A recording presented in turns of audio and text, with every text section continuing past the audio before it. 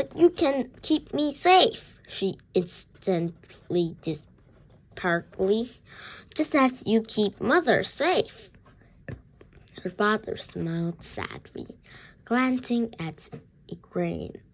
I wish that I could, he said quietly. But this place is no longer safe for children. The king might slay Slade. But Morgan looked to her mother for support. But all she could see was her own pain reflected by at her. Her mother was just as powerless to stop this as she was. Are you sending me to Elan or Molgas? She sniffed it, hopeful that although he was leaving her parents and her home, she might at least see her sisters. The Duke shook his head sadly.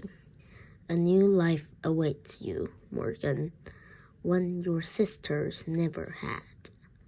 She reached out, stroking her cheek.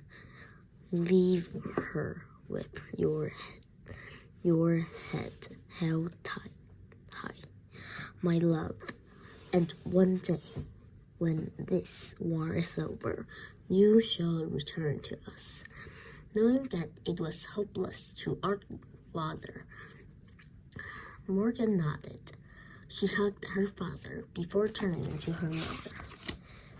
Be brave, my child, Igraine whispered as she hugged her.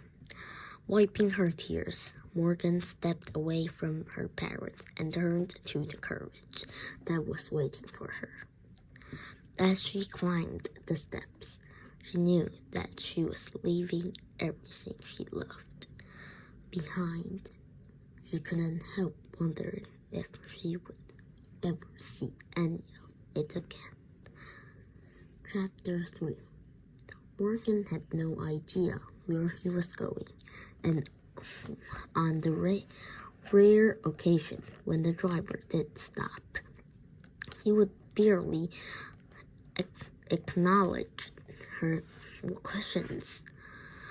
All she knew was that the journey was long and hard, uneven ground for what seemed like days, bouncing Morgan around on the hard wooden seat, leaving her with a pounding headache and an etching back.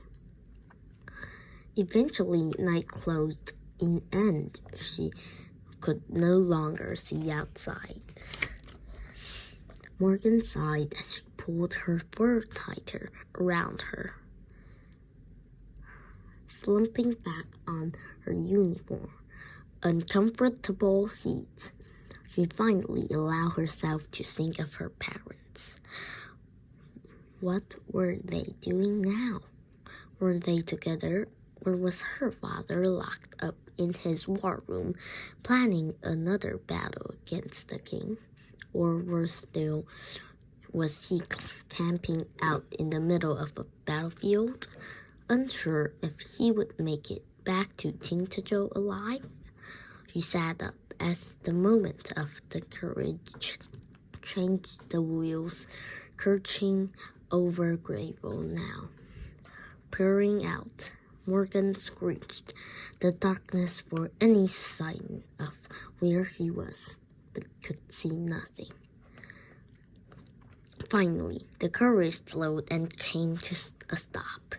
Morgan threw the door open, leaping to the ground without wait for the steps to be lowered. She froze when she caught sight of the three nuns standing before her. Nuns.